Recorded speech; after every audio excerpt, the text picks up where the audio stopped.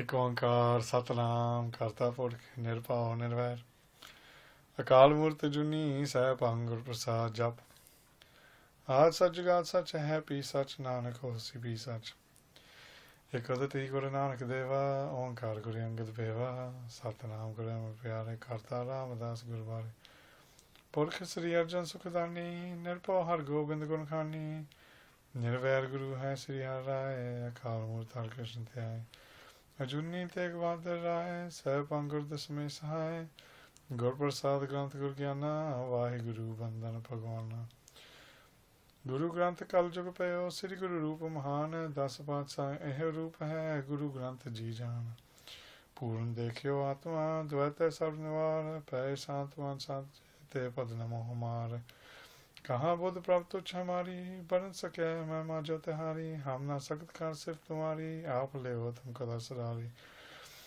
सो कहो टल गुरु सेविया अहनिस सहज सुभाए दर्शन पर से गुरु के जन्म मरण दुख जाए दर्शन पर से गुरु के जन्म मरण दुख जाए सतनाम श्री वाहिगुरु साहिब जी एक ओंकार सतनाम करता पुरख निरभउ निर्वैर अकाल मूरत अजूनी सैभं गुर प्रसाद जप आद सच जुगाद सच है भी सच नानक होसी भी सच वाहिगुरु जी का खालसा वाहिगुरु जी की फतेह गुरु रूप साध संगत वाहिगुरु जी का खालसा वाहिगुरु जी की फतेह We're continuing on with the arts of the Sri Mool Mantra Sahib within the Sri Japji Sahib. Within the last video we did some of the definitions of Jap. This video we're going to continue on. However, rather than going into the definitions of anything, what we're going to do is explain what qualities a person should have when doing Jap, when reciting the name of God. Also, we explain that one of the definitions of Jap is to recite. Like Jibreel said to Muhammad, recite in the name of God. Recite. So here we're going to go on to that. So Kamalpreet Singh, if you can carry. Jap. Jap. Like I said, we've gone through the definitions of Jap, but a person needs to know there are certain qualities a person should have, or certain things a person should do in order to remember the name of God. A person should not just be, reciting Vaheguru, Vaheguru, Vaheguru while doing whatever else. They can do that, but their focus should be on their job. There is a story that appears within the Bhagat Sakya, and it's a Sakya where Bhagat the Lorchan Ji goes to see Bhagat Namdev Ji. He hears that Bhagat Namdev Ji is a great Bhagat, and he constantly recites the name of God. So he decides he's going to go and see him. They were both from the Maharashtra area. So one goes to visit the other. Bhagat the Lorchan Ji arrives at the place of Bhagat Namdev Ji and finds that he's working. And he thinks to himself, I've been told that this individual is a great Bhagat, but he's here stuck in worldly work. He's here working away. What sort of Bhakti is this? And then Bhagat Namji says, Jojo Nama Hargunu Chile Bhagat Jako Dehara Fira. He talks about the previous Shabad, which is when Maharaj moved everything, moved the mandir in their direction. But he still doesn't understand. He's like, well, you're a Bhagat, and Maharaj did this. He moved this temple for you, but now I can see you're working away. And Bhagat Namdevji explains to him, he states, look, I might be doing physical work with my hands and my feet, but mentally I am constantly engrossed within the prayer, constantly engrossed within the inner knowledge, inner self, realizing the inner self, realizing Paramatma, the Supreme Soul. And he goes, that's how life should be, that a person should have focus. It doesn't matter what they are doing worldly, but the focus should be on Vaheguru. I can remember when I first started as a child and you're doing job, your mind won't settle. And then even when you're doing physical things, you get told to ride a pedal cycle. And when you push a pedal down on your left side, you recite Satnam. When you push a pedal down on the right side, you recite Vaheguru. When you're walking in the streets, that's what you do. Satnam Vaheguru, Satnam Vayu, or Vaheguru, Vaheguru, whatever mantra you're given, you're told to do. But there's a number of things that a person should do in order to become pure, become purified. And the first one that is stated within the Taksali Sampardaics, within all the Sampardaics, is that a person should collect their mind. If you are reciting anything, if you are to be reciting the name of God, if you're doing any mantra, any jap, akhand parts, sampad parts, whatever prayer you are involved in, you should try to collect your mind. Always collect your mind. And it's through the collection of mind that you start any sort of prayer. So that's the first thing that's been told. The second thing that's been told is to purify the body, to clean, to wash. If you're going to recite the name of God, wash. Make sure you're clean. The Musliman, before they go to the masjid, they all perform uzu, which is the panjashanan that we have. The washing of arms, the washing of legs, the cleaning of the mouth, the rinsing of the mouth, washing the face. Even when they go to a masjid, when they go to the mosque, or they go to the madrasa, and they have to do their namaz, it is essential that they wash beforehand. And it's the same within Sikhi. You should try to wash. You should do a panjashanan. If you can't have a full wash, do a panjashanan. But you should be clean. And that's the second essential. Cleanliness is next to godliness. That's what they say. I believe it or not, that is the term. I'm not the most cleanest person at all. My room's a tip. I live in a tip. The way I live, it is, it's just terrible. But a person should wash before doing job. Obviously, that isn't always possible to do so. But if a person can do so, then please do. So that's the second condition that is stated within the Taksali Sampradaya. The third one is to speak less, to talk less, to not be engrossed in worldly conversations. It's the third aspect that's been told to an abhyasi. If a person wants to recite, they are to talk less. Because the moments that they're not talking, then their focus should be on controlling the mind and reciting the name of Vaheguru. The fourth one is to keep the virtues of content. To be content with your life. To not constantly want everything. To not constantly look at other people and desire what they have. To be happy with what Vaheguru has given you. What your own karmic retribution has given you. It's not always easy, and I totally understand that. And I'm one of the worst when it comes to that. Trying to understand and realise, actually, this is for me, and this is how my life has got to be. And you just have to be content.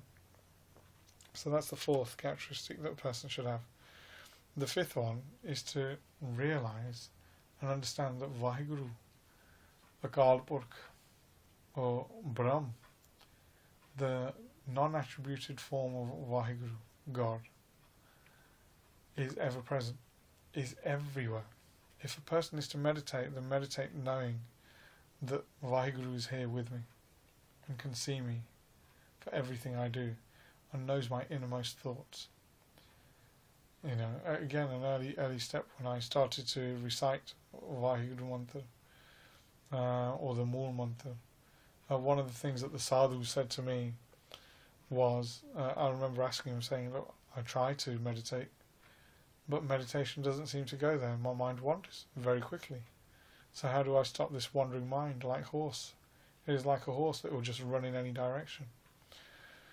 And one of the things I got told there and then was to focus and realise that Guru Nanak Dev Ji is ever present. And if you are to do any Vaheguru Simran, is to sit there and think to yourself, Guru Nanak Dev Ji is sat here with me, watching me.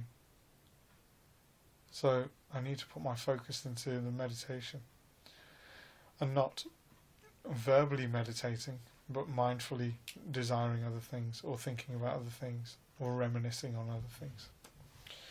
So that's the fifth. The sixth one is to try to find a tranquil place.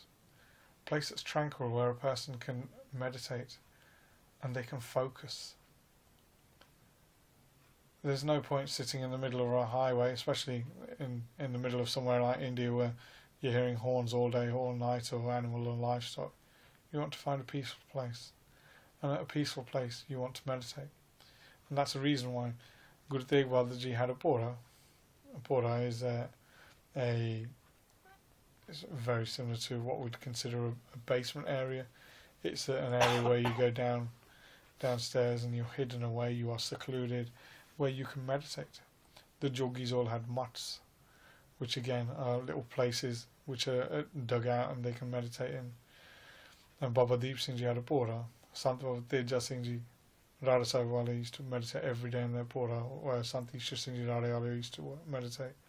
Sant Gyani Mohan Singh Ji Pindra, who are at the village of Pindri, and they are looking after the Asthan of Baba Kajan Singh, Sant Gyani Sundar Singh Ji, where Sant Gyani Gurbachan Singh Ji did Katha while they were Mukhi of the taksals. Sant Gyani Mohan Singh Ji have a pora, where they spend their days meditating as well. So here they're saying, look, find a place where you can meditate. But it's not just the place. When they say find an ekant place, a peaceful place, it also talks about the time. Amrita Villa. Amrita Villa Satchana. We will go into them definitions later. And there are many different definitions for Amrita Villa. One of the definitions for Amrita Villa that's given is the time of day that you pray. They say between the hours of 4:30 and 6 a.m. in the morning is the time that a person should pray. Some people say it's a bit earlier than that. Say any time between 3. Some people say between 2 and 6. You know, those sorts of times, if you are to wake, you gain merit for the time that you've washed, and the meditation you get is greater. According to today's New Age sciences and New Age religions, they state that this is the time period that an individual mentally focused can attain spiritual wisdom. Philosophers such as Osho used to state the same, that this is a time that a person should wake, and it's easy for them to join and merge with their mind, control their mind and focus on Vaheguru. So that's the fifth one. Find a peaceful place or find a peaceful time to meditate. The sixth one is to eradicate all your ego. Get rid of your pride. Remember that you are sat within the feet of the holy feet of the Guru. You are sat within the presence of the Sri Guru Granth Sahib. That Gurbani is being recited by you. The mantras are being recited. Those words are present, they are living.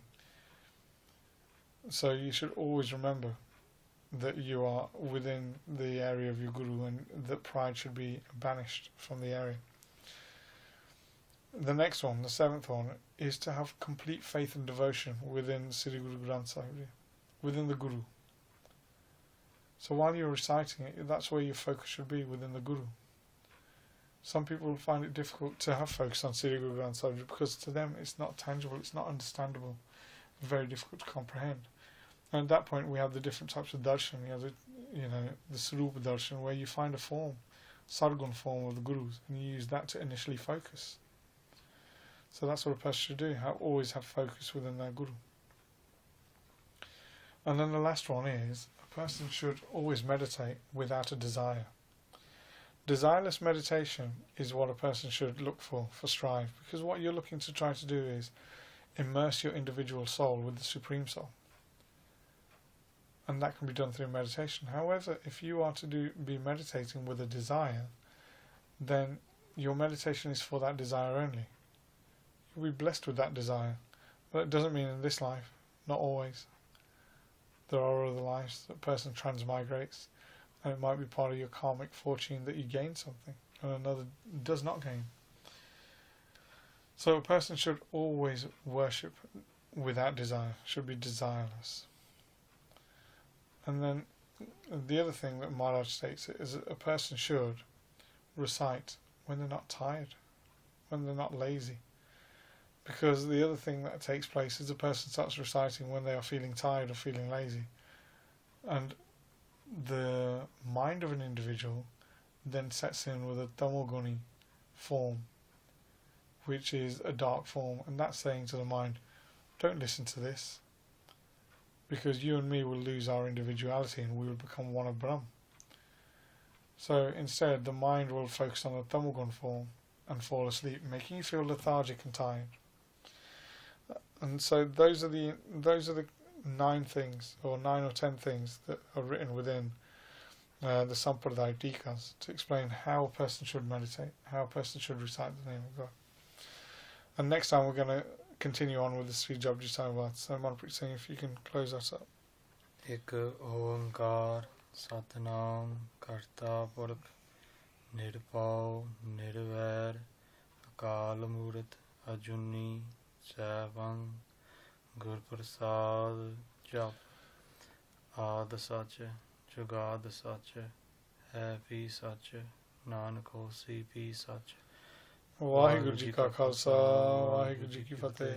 हे गोबिंद हे गोपाल हे दयाल लाल प्राणनाथ अनाथ सखे दीन दर्द निवार हे समर्थ अगम पूर्ण मोहे में आतार अंधकूप महाप्यार नानक पारे उतार हाय प्रभु शरणागति कृपा नित दयाल एक अखर हर मन वस्त नानक होत निहाल वाहिगुरु नाम जहाँ जहाँ चले सो तरे पार जो श्रद्धा कर सेव दे गुरु पारे उतार नहार जो श्रद्धा कर सेव दे गुरु पारे उतार नहार वाहिगुरु जी का खालसा वाहिगुरु जी की फतेह।